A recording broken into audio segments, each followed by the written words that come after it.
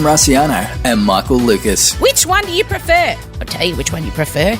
The one I prefer. This is Emsolation. The night before my wedding, I walked in and there was Em and Adrian. What was going on? I am openly whoring stuff, and you guys will applaud it. There are these weird parallels at times with you and Trump. There's a whore in the house. You're in Emsolation. So, Chris, we all know you're circumcised. Tell us more. Hello, darlings. Welcome to another episode of Emsolation. I love being in your ear. It's quite an intimate thing podcast, isn't it? I realised it is just me and you. It's very quiet and we're having this conversation, and it's not like listening to the radio or taking in a TV show. It does feel like you and I, and we are just two friends sitting having a chat before we bring in our other friend, Michael Lucas. I'm feeling better today. Thank you. I've had a few people contact me after Tuesday. This is my therapy. Because I can't get on stage, God knows, which is usually the way I work through trauma is I pop on a sparkly leotard and sing some songs about it in front of you guys while clutching a bottle of rosé. I mean, that's my brand. But now I guess I just sit down a couple of times a week with my tiny microphone in my hand, and I'm sitting up in the spare room. It's kind of overcast in Melbourne today, and it's still in my pajamas, truth be told, still in my PJs. And I confess to you guys how I'm feeling. And, you know, when that listener called me out on not doing these opening kind of monologue bits anymore, I realised it was because I didn't really want to talk about how I was feeling. I was deflecting because, you know, this is our time. This is where I let you know how things are going in isolation/emsolation. So, yeah, I'm better today. I am. I had, as I said, a really rough weekend, and to be honest, a rough Monday, Tuesday.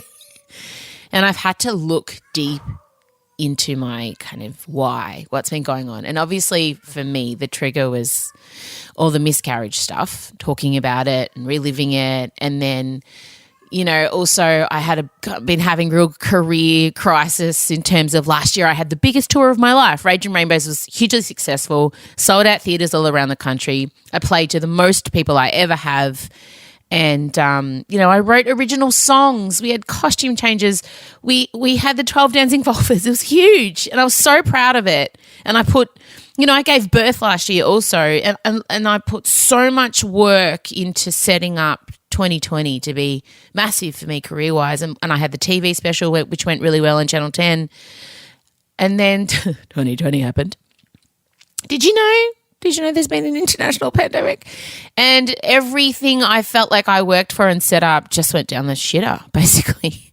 And I had to quickly figure out other ways to support my family and keep myself going. And that it's been hugely exhausting, to be honest. And you all know, all of you have had to quickly pivot and tread water and figure out a new way. You know, it's just been this constant wake up of, okay, what's next? And I haven't been able to tour, and I haven't been able to get out and do the things I normally do. And I've been really worried. And my career now has gone back into other people's hands, other people deciding if I'm right for things. Whereas I was, for a long time, I've been able to make my own magic. So I think I've really been grappling with all of that.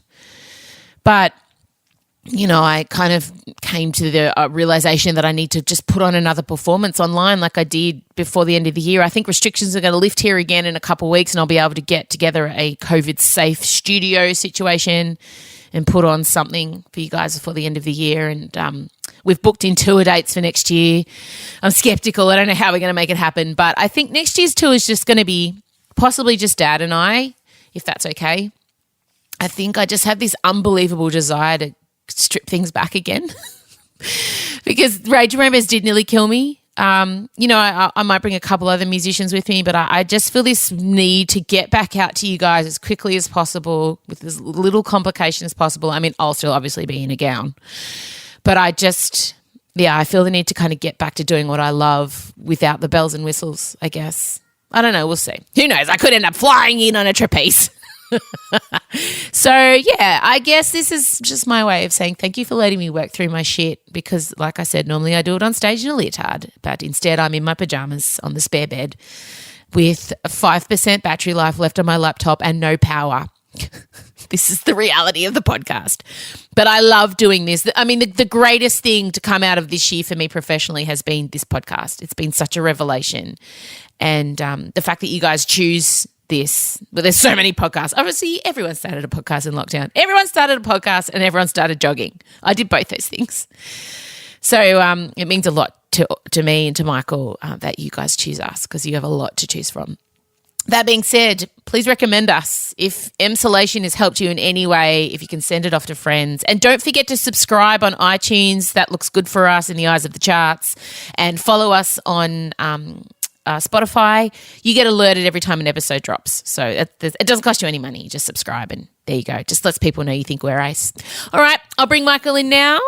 Have a great day. I mean, I'm going to talk to you again in a couple of minutes, but this is just me signing off from the spare bedroom in my pajamas, as I said. And now we're going to go into Michael. Okay, play the music.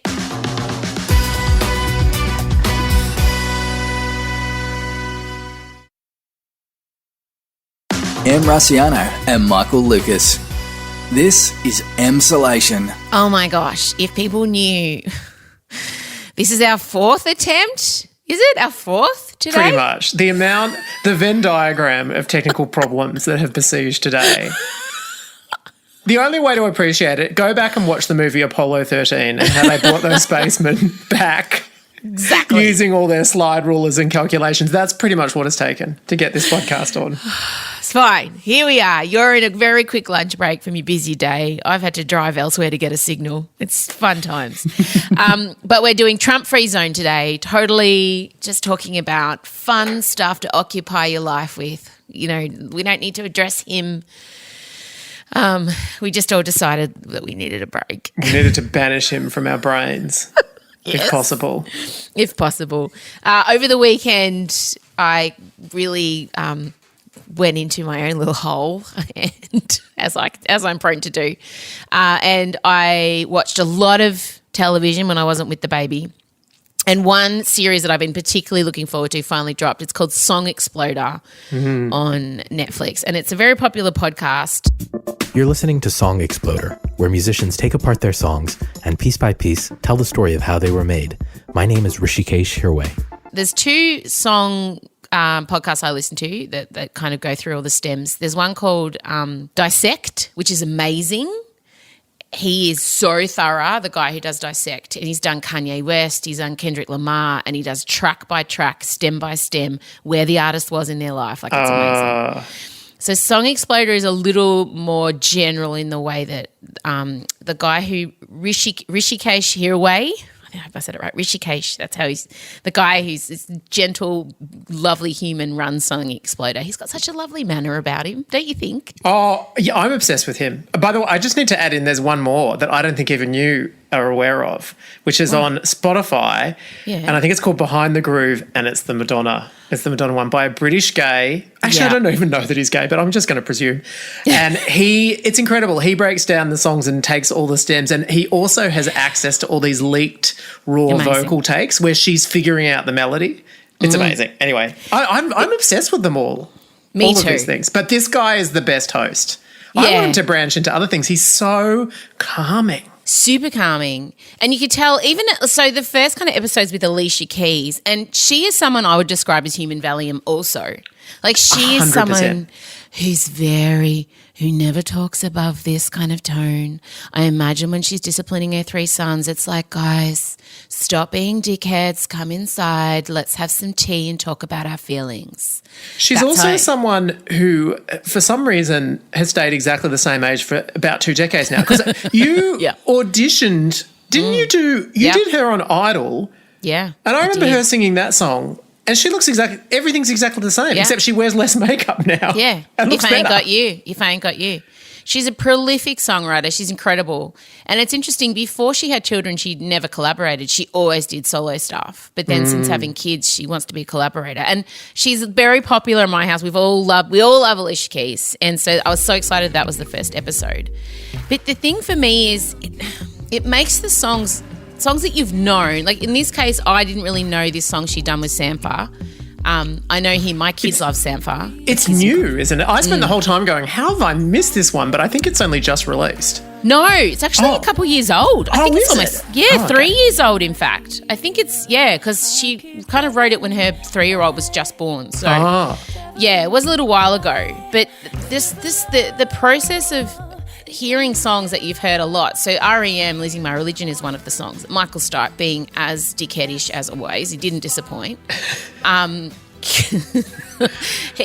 song that I have heard so many times in my life after watching this one episode. It started by saying, it's like we can't even remember a time before Losing My Religion. And that's true. Yes. I can never remember a time without that song. But I always thought it was a political statement. I always thought it was Stipe just making a comment on the Catholic Church. But it's not. It's about unrequited love, we've now learned from Song Exploder. The sentiment, Losing My Religion, is actually a Southern kind of statement of like, just saying, oh my goodness, I can't believe that's happened. I've lost my religion. It's like I've lost my faith. It's actually not a statement on physically not believing in God anymore. No, it's not burn down the church, which is pretty much how I interpreted it. But as I was watching it, I mean, the idea, as someone getting a hold of my stems is terrifying. And I saw the fear on all the artists' faces. Stems are the individual tracks and you got your bass stem, your drum stem, your vocal stem. I know you know because you're a music nerd, but for people who don't know. So all the individual tracks that make up the whole picture of the song, and they're often recorded cold. So your vocal's cold, everything's cold. And so to know that a third party has your stems rifled through. But it's like, Michael, if you wrote a first draft and hadn't done any editing, and it was sent out to read. Like you feel very vulnerable. Yeah. So the fact that he's able to put these artists at ease straight away you can tell they feel safe, that he's got their very precious stems in his hands. And watching it just made me, I cried. I don't know why I cried. Yeah, I cried too. I cried a lot. I cried. We should just say that the Alicia Keys first one is just emotional anyway, because she's talking about she's just had a baby and her co-writer came in and he just lost his mother. And then as the course of the episode goes on, they're sort of singing this song about writing, I should say, this love song. And then sort of she's concluding that she was singing towards her newborn baby and he was singing towards the mother that he just lost. And I could not stop crying. And also the song is so filled with longing and it really makes you love the song so much more having it broken down like that. Oh, it does. It also makes you hear it in a different way. And I mean, obviously I was hotly anticipating the Lin-Manual Miranda episode where they discuss my favourite song from Hamilton, Wait For It.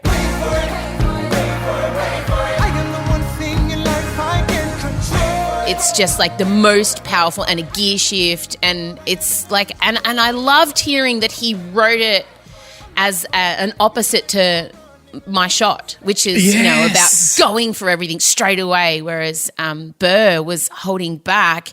And that line in Wait For It, my favourite line in any song, I'm not standing still, I'm lying in wait. Like that lyric I sing every morning. Like there's a portion of Wait For It that is like my prayer at the moment. It's a good lockdown prayer.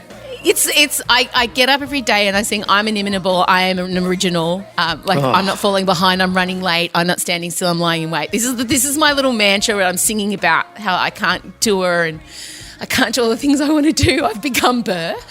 So, and I could believe you will challenge someone to a duel and kill them preemptively. I could totally see it happening. And that thing about we shouldn't judge him by the worst day is like we shouldn't judge him by where she got to at the end of lockdown. Oh, and when they talked to Lin-Manual about where he was in that song and about he was the beautiful composer with the curly hair. What's his name? The other guy who did the music in Hamilton. I can't remember his name. Yeah, you know the one. Yeah. The very lovely curly-haired gentleman. He says, he's not the villain. He had a terrible day that resulted in a catastrophic shift for our history. Yeah.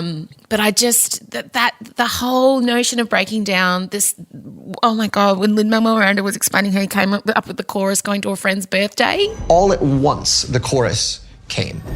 I was on the train to my friend Jacob Robinson's birthday party, and he was having drinks in Williamsburg. So for me, it's like a solid hour, even if the trains are there when you want them to be. Maybe this wasn't where we were in technology in real life, but I was at the moment when I still had a separate iPhone and a iPod because the iPod could carry more music. So I was listening to the loop on the iPod.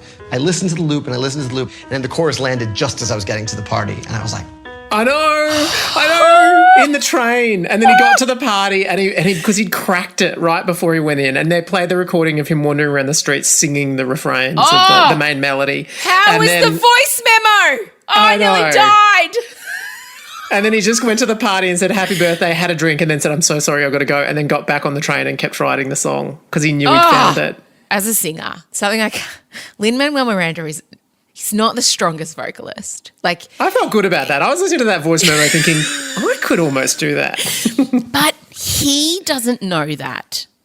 So you hear him talking about how relate to that too.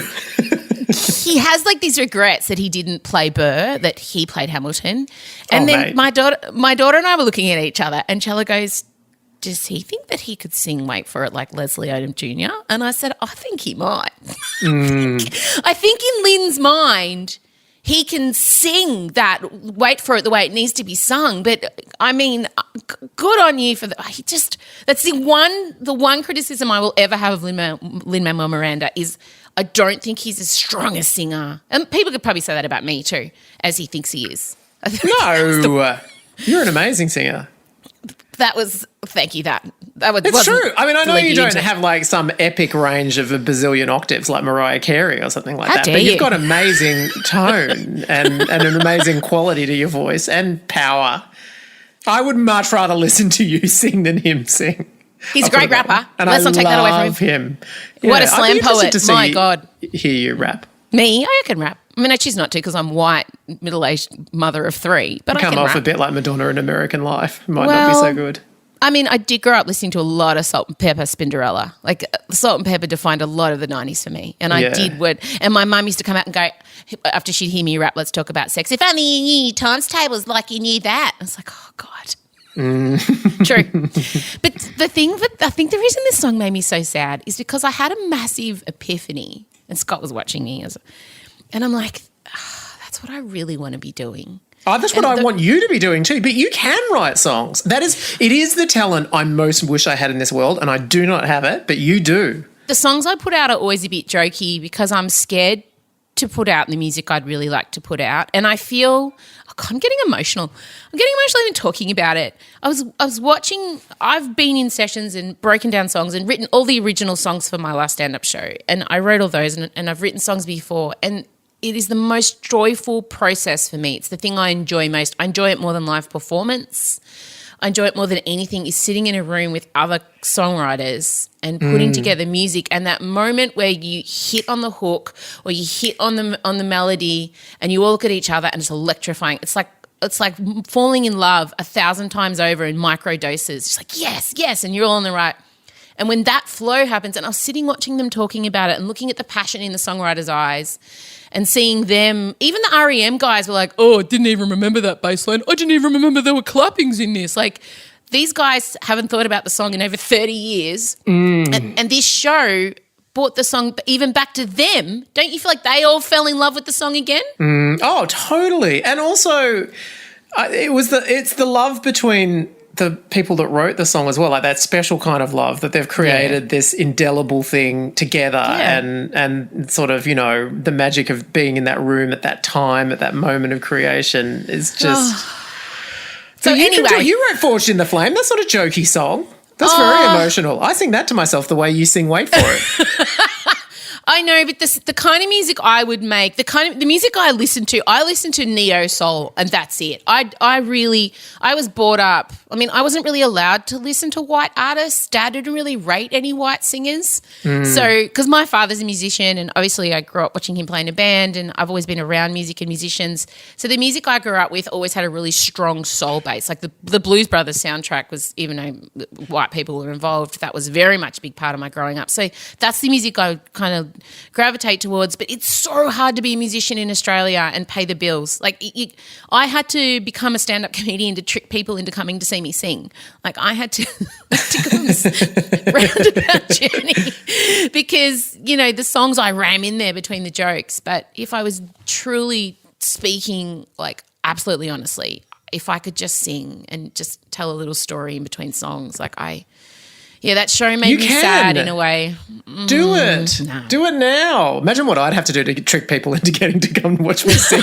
I just need to physically pay them. People don't want that from me. I'm not in that box of like, people don't think, you know what, I'm not going to be remembered as a musician. Like, I feel like I'm someone who is mastered music, mastered comedy, but never really got to the pinnacle top of either, and I don't know how that's ever going to happen. Like, I can say with athletics, I got to the pinnacle. I trained really hard and I was the best at what I did at that point in time, but I can't get there with music because I can't read it or write it, so I have to kind of hum it into my phone and then find someone to make it for me. So I feel a bit like I've got this Ferrari engine but no car to put it in. Like I know I've got the in me, but I can't drive it. Do you know what I mean? Yeah.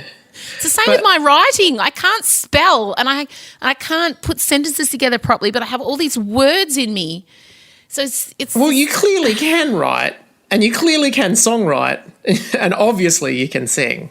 I just think you have to just do it. Just lock yourself in a room with people that you love writing and just do it. What's the worst that can happen?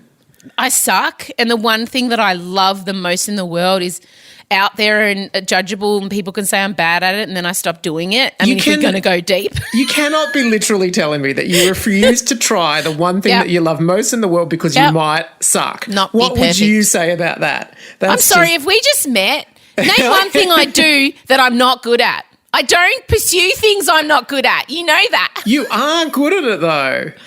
We'll see. I mean, we'll see. But it's a great show. Obviously, we've just spent like 20 minutes banging on about Song Exploder on Netflix. Do it. If you like music in any way, if you're a fan of music, it's the greatest thing. And I just also, as we try and move away from the Tangerine Cheeto Man, it was so relaxing to dive because it sort of takes you into the room where they made this stuff, and I found it really absorbing to just be in the spaces that they were in when they were so creative and they were building something together, and it was just such a good alternative to everything going on in the world to sink into this show. I loved it. And that host, so calming. I want him to come around and just speak to me. Rishikesh. Yeah, he's good. The whole thing. It's just nice watching people who are at the top of their game doing what they do. Like, what a joy. It's like, imagine what people feel when they watch football concerts, you know, like that's how they feel. It's how we feel. When they watch football concerts. Yeah, that's what I call them. Football games. Oh, like how I would call halftime interval. Yeah, correct. Yeah, okay. Now, another show that deeply affected me. Oh, God, guys, we're emotional today.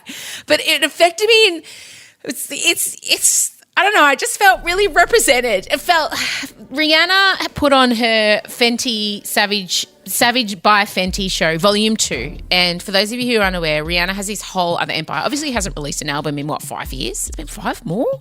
I can't even remember. Was the last one Anti? I don't know. I think so. Yeah, it was. But Rihanna's always been more sort of like your singles artist to me. Like, I know they get grouped together in albums, but it's not like Beyonce when the album releases the thing. It feels like she's just popping up with singles throughout the ages. It's hard to tell. Well, the thing about Rihanna is I don't think she gets enough credit, especially not from Australians. I think Americans get how good she is, but she's become this huge creative force. So she stepped away from music, but it should be noted, she had no money. Like, she'd had all these smash hits and done all these tours, but then was bankrupt. That's crazy. So it's crazy. And the question, needs to be asked, and I'm sure it is, but she decided that she wanted to create something that was just hers, that wasn't music, because I think all her music was tied up in contracts. So she stopped releasing music and started building this empire, and it started out with makeup and stuff, and then she started with the lingerie.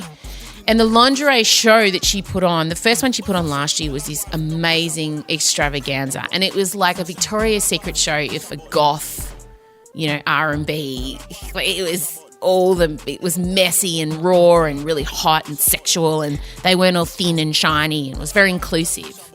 But she's gone a step further with this one, and I want to talk about how refreshing it was to see models walking in this lingerie, and it's really saucy lingerie, like it's sexy, like it's it's right, it's bits of wire up your bum and stuff, like it's a lot of she is the singer who sang S&M, and you could see it in her lingerie line. A lot of mesh involved, a lot of fishnet over thigh. Yeah, but the thing was, there was stretch marks, there was cellulite, there was size 6, 8, 10, 12, 14, 16, 20 women. There were men, all different shapes and sizes and colours of men, which would be a new thing for men to see, not these perfectly... I mean, there were still abs. It should be pointed out. Yeah, don't worry. But everything was represented. I mean, as soon as I've said that, someone will think of something that wasn't represented. But it felt like whatever shape you are, you would find something to relate to in this Rihanna launch. Seriously, everyone. Everything from Paris Hilton down. Yes. Paris Hilton to Shea Coulee, who just won All Stars. Jada Essence Hall, also another RuPaul's Drag Race queen. Gigi Good, she also walked, another Drag Race queen. Lizzo was involved. Demi Moore was involved. Bella Hadid. But I just realised when I saw them, there was no trick lighting or makeup used on the body. It was real bodies. And I realised how conditioned I am.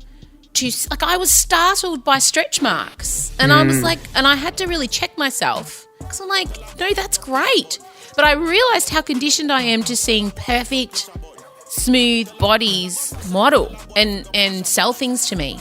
Yeah, I know, all those years of Victoria's Secret launches. Yes. But in this, it was just a joy to watch these real strong, powerful female bodies with boobs in different angles and nipples in different shapes and ass cheeks and body hair and stretch marks and the cellulite and the jiggling and the total celebration was so fresh. And isn't that sad in 2020? It's really sad. But also, I mean, I have to admit, when I started watching it, I had no idea. I didn't even really know anything about Fenty, to the extent that what? I didn't. It's her. I know. I had to tell you it was her last name. Her name's Robin Fenty in real life. Yes, but including, I didn't even know, like, is this about makeup or lingerie? What is this, just an elbow? What is this? It took me ages. And then midway through it, I'm like, oh, okay, she's designing, lingerie. That's what we are here. Yeah. But no, I didn't know anything about it. And subsequently I've read up. But also, it's insane and kind of offensive to think it's taken this long for anyone to do it. But also, clearly, it's proved to be this profoundly smart business move because she's catering to skin types and skin colours and body types that no one else, bizarrely, in the cosmetics industry is catering to, and she has made so much money because people were so starved. And what a ridiculous industry that hasn't actually made high-end products and lingerie designs for the vast majority of the population. How could that have happened? I can't even begin to tell you how this is the norm.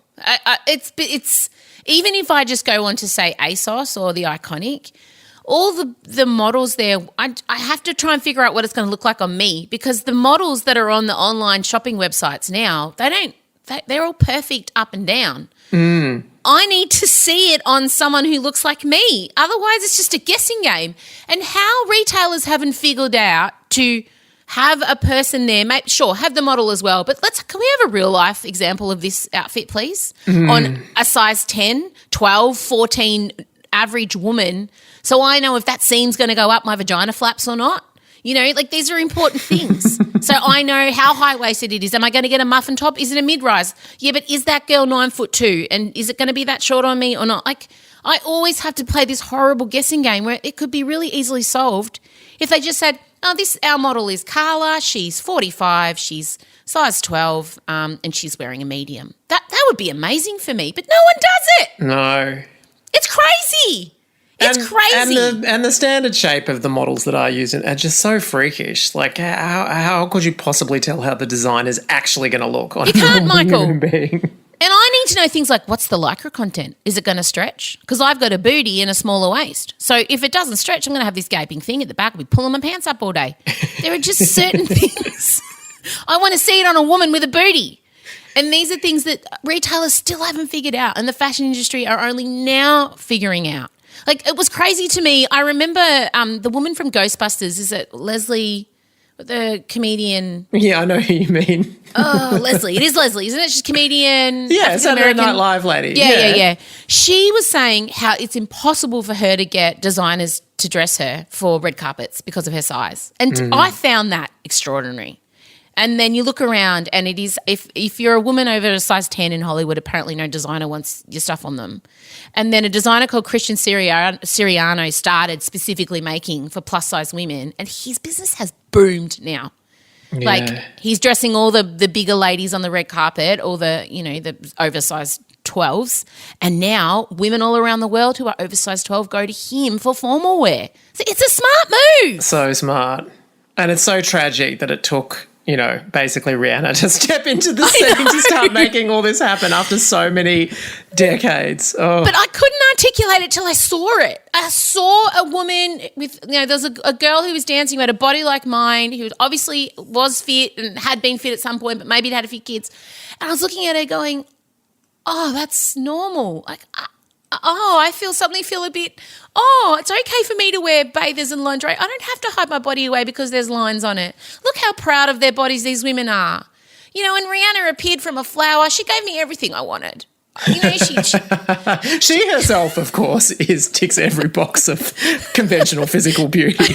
But I still appreciated the inclusivity. And the bit that got me as well, where we started to go into the section where she was talking about sexuality and everything. And within that, she had a whole lot of people talking about how they were virgins.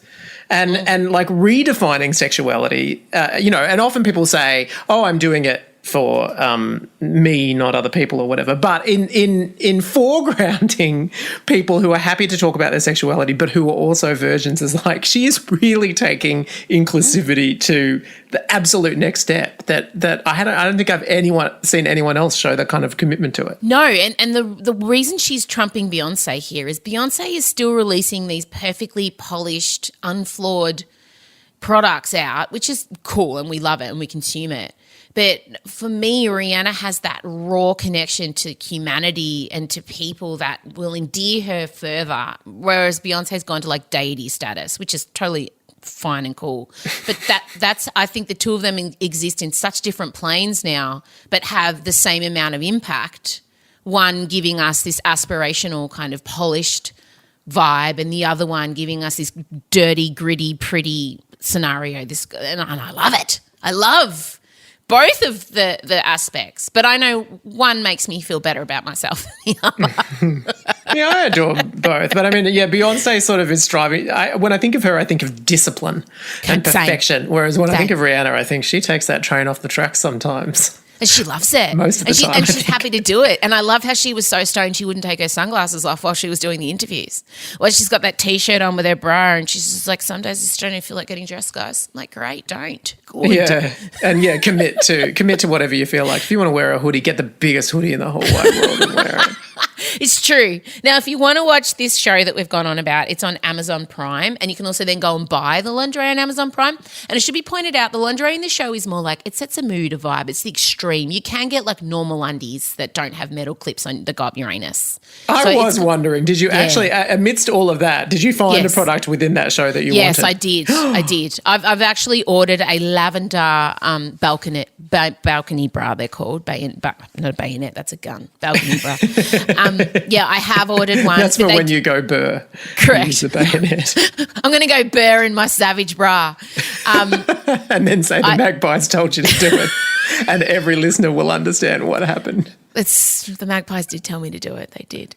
There are some nice bras. It's just like with the Victoria's Secret show. They don't sell the massive wings and the chaps, but it gives you a mood, a vibe, a taste, and then and then you go, oh, they're the colours, they're her palette, they're her vibes. So there's stuff there that's very wearable, definitely. And the actual show itself is not so much, like it's not at all like a Victoria's Secret. It's more, it's honestly closer to a Beyonce visual album. That just every once in a while you get a bit of an insight into how she designed these things, but mostly it's just like performances. Oh, it's total. Paris Goebel, who's the amazing choreographer who did J-Lo Super Bowl. Show. Yeah, and did her last Fenty show and came to fame doing Justin Bieber's Sorry. She's a New Zealand girl. She's amazing. And she opens the film clip, actually. The choreographer is the first person you see. Now, we can't not step over the fact that she did have to issue an apology this morning, Rihanna, to the Muslim community after she was dragged for using sacred Islamic verses inside one of the songs. Her producer has come forward and said, look, I put it in there, my bad. I didn't know about it. I didn't Google the text. I just found it online, which to me sounded dodgy. But then Rihanna went on to issue a 6-part apology to the Muslim community. And honestly, that's how you apologise. I have to say, I'm so impressed with her apology. She admitted responsibility. She said it was a genuine mistake. She thanked people for pointing it out. She's removed it. She's learning, and it won't happen again. What more do you want? I hope you showed Scott. This is how you do it. Thank you. I mean, exactly. I want it on Instagram in a slide format. Because honestly, I don't know how many of your partners apologise with caveats. Oh, sorry, but to be fair, da-da-da-da-da. I said to him, no. If your apology includes any of the words but, it's not an apology, bro. Or if, I'm sorry if you're upset. Oh, I'm sorry if what I said upset you. Fuck directly off with your apology. That's not an apology because clearly I am fucking upset, all right? All right, good. Well, no Trump. For now.